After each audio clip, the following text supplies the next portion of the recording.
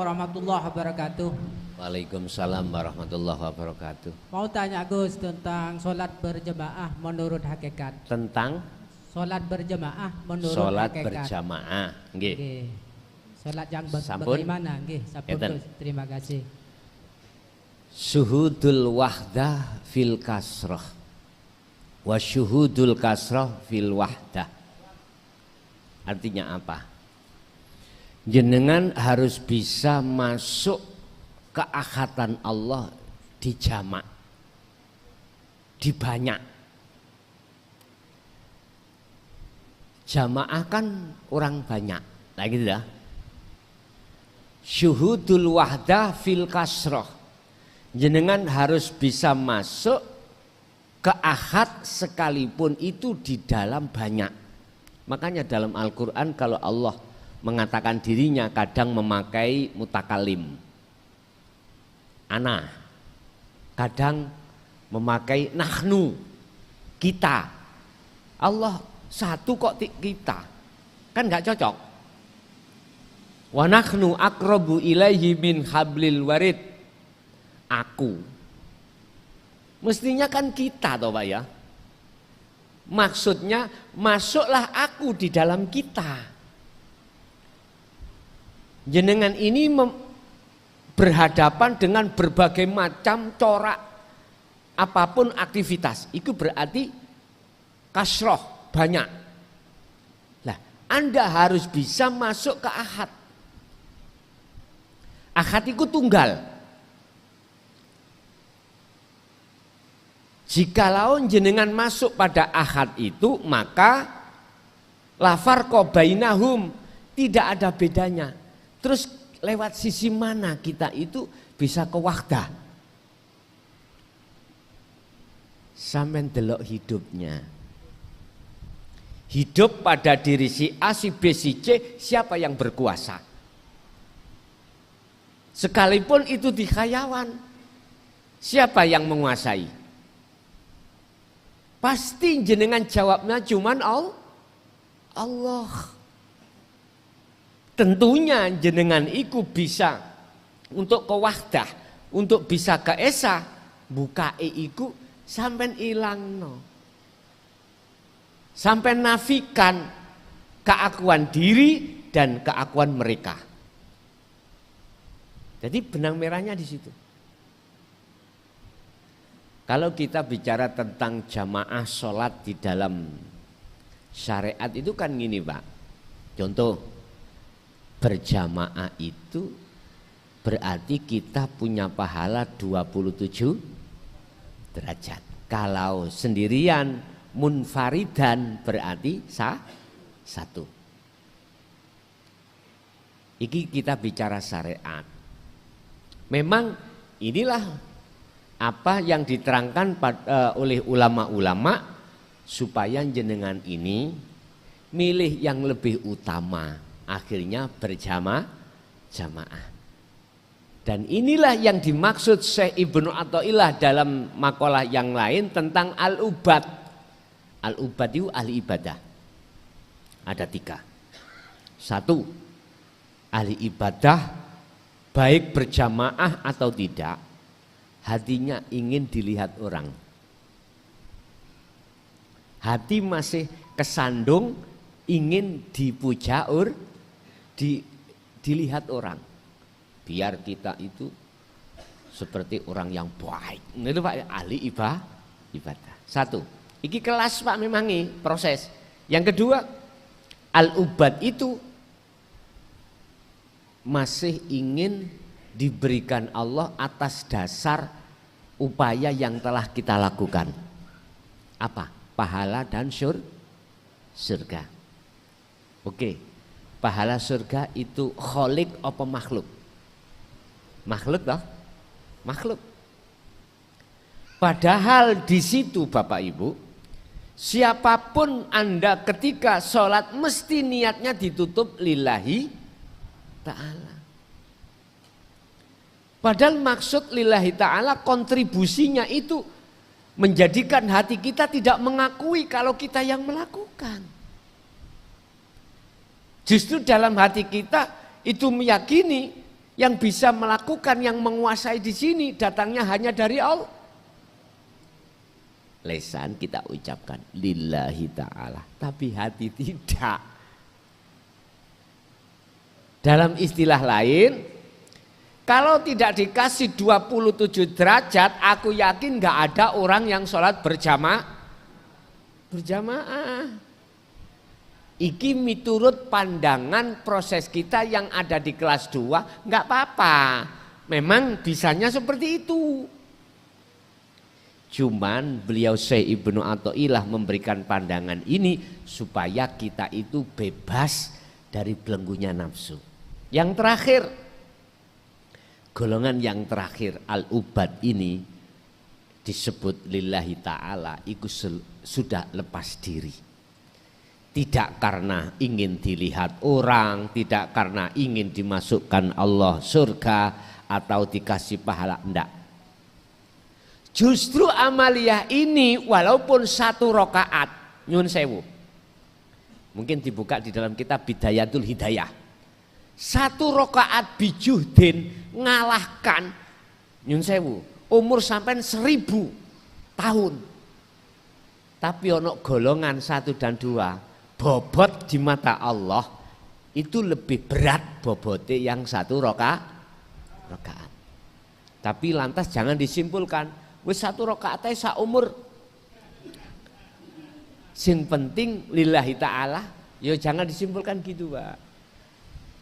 Iki kan perbandingan aja lah gitu toh. Perbandingan.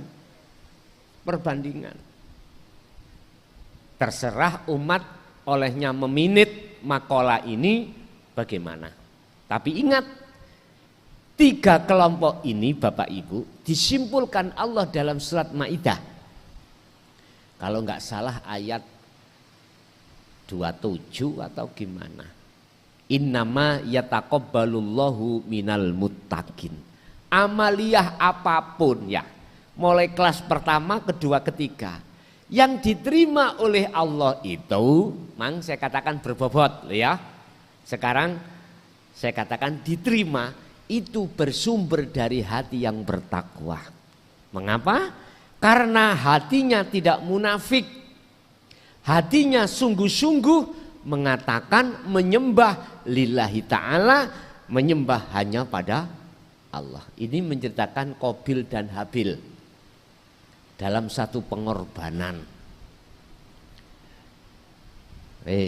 Bapak Ibu hadirin jamaah rahimahullah, kembali kepada pertanyaan secara hakikat sholat jamaah itu bagaimana? Yaitu sholat di mana hati sampeyan ini menghadapi 4 huruf: berdiri, rukuk, sujud, duduk. Saya tidak bicara banyak orang, enggak. Kalau syariat dikatakan jamaah kan lebih dari 1 lah gitu loh, bahkan banyak. Ini saya bicara dari sisi hakikat. Jenengan menghadapi sholat itu gerakan 4. Alif, lam, lam, ha.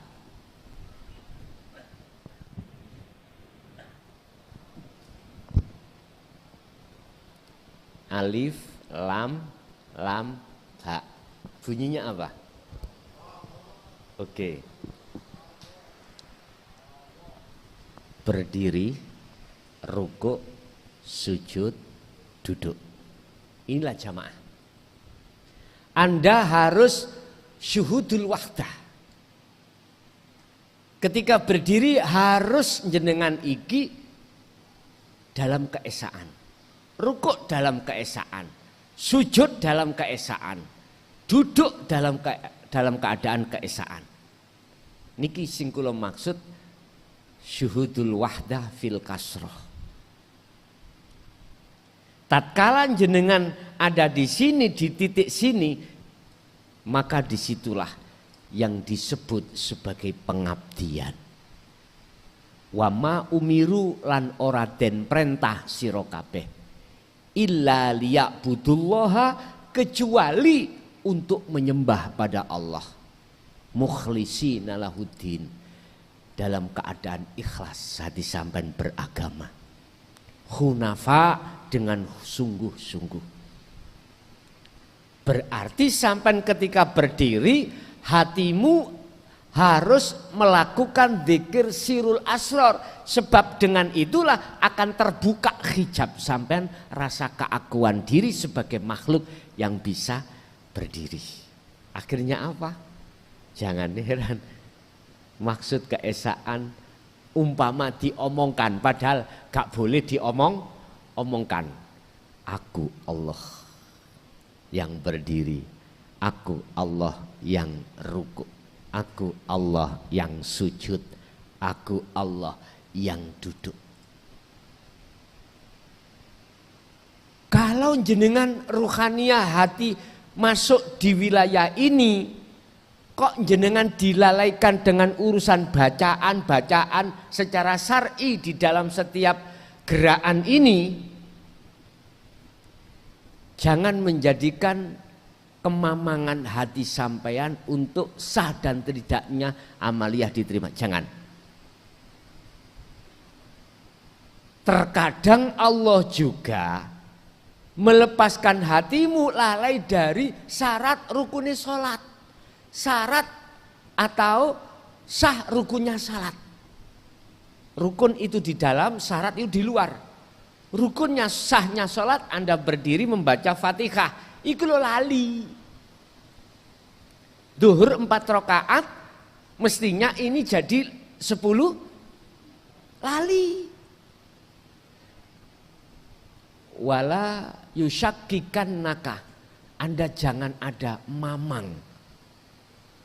Posisi Anda walaupun ketika saat syariatnya gak cocok. Duhur 4 rakaat kok menjadi mek 2. Ya nek jamak kosor Pak. Wong iki gak jamak kosor salat duhur secara syariah kok malah menjadi 10 rakaat. Wis secara syariat memang tidak boleh. Tapi jenengan ini oleh karena hati dilalaikan oleh Allah dari perkara hitungan sebab nikmatnya hatimu dibuka makrifat pada Allah, maka bisa terjadi seperti itu. Jangan pernah punya kemamangan hatimu itu akan perilaku seperti itu. Itu tanda jenengan diletakkan di makom khos. Iya Pak. Akal lalai, hati yo lalai dengan sistem rukun sahnya sholat miturut syarek. Iki nek dadekno imam bahaya. Bahaya. Bahayani makmume. Bahayani makmume. Akhirnya rusak urusan makmume iki. Nah terus lebih baik bagaimana? Wis dia makmumai. Penak malahan. Tapi tetap sampean imame ya Allah. Sampean memandang hidup pada imam itu siapa? Allah juga. Makanya ada pertanyaan, ahli syuhud boleh enggak berimam terhadap ahli hijab? Boleh. Karena apa? Karena ahli syuhud mandangnya bukan makhluknya, tapi Allah sekalipun itu ahli hijab yang menjadi imam. Sehingga mengapa di situ kok setiap gerakan itu dinisbatkan, diumpamakan alif lam lam ha? Itu maksudnya supaya ketika Anda sholat itu hanya mengingat pada Allah. Aqimis sholah lidzikri. Tegakkan sholat semata-mata untuk ingat padaku. Mboten pada Allah loh ya. Saya bingung amin. Allah nama hilang Pak. Hadits qudsi sampeyan tingali, jangan pernah kau menyembah namaku, sifatku atau zatku, tapi sembahlah aku. Innani anallah la ilaha illa ana fa'budni wa aqimis sholah lidzikri. Surat Toha ayat 14. Ini bisa terjadi kalau tauhid sampean sudah pada la ilaha illa ana. Kalau tidak sampai di situ enggak bisa, Pak. Artinya secara keilmuan teori kita itu diproses Allah. Di dalam tauhid, di dalam Al-Qur'annya la ilaha illallah pertama Yang kedua, la ilaha illa huwa dalam thariqah. Yang ketiga, la ilaha illa anta dalam hakikat. Keempat, la ilaha illa ana. Pun. Baru lidzikri bisa dikatakan menyembah aku. Makanya waktu jenengan berdiri harus syuhudul wahdah fil kasroh, harus keesaan. Tapi yoiku tak kandani, nek wis masuk di titik wilayah itu, kebanyakan itu akal jenengan iku dilalaikan juga, tidak hanya hati, akal juga dilalaikan dengan hitungan aturan hukum syariat sahnya sholat. Ngawentut padahal ngono iku ya gak leren. Makmume bingung to Pak ya, karuan wis lemu gitu. Ngentuti wong lemu iku lak beda to Pak ya. Nek lemu iku nggih suaranya banget. Makmum seluruhnya dengar. Lah yo iki imam apa? Ngentut kok salate sik jalan. Kita tidak tahu sebagai makmum, padahal dia itu dalam keadaan nikmat bertemu Allah. Memang kalau ditarik ke syariat rusak aturan ini. Tapi kalau ditarik ke hakikat beda lagi. Ngaten lah. Sampai jajal, monggo sampai jajal. Dadi yo imam. Terus masuk di dalam keesaan Allah. Tapi tidak selamanya seperti itu. Jikalau jenengan diletakkan Allah di makom khawasul khawas nantinya ketika keesaan, akal asik sambung Pak, oleh luru, tapi hati wis gak sambung. Inilah yang kumaksud laksana air, laksana ikan yang hidup di tengah-tengah air asin, yaitu di Madura sana, air laut. Ikannya hidup di air asin, tapi ikannya tidak terasa asin. Ada lagi? Monggo.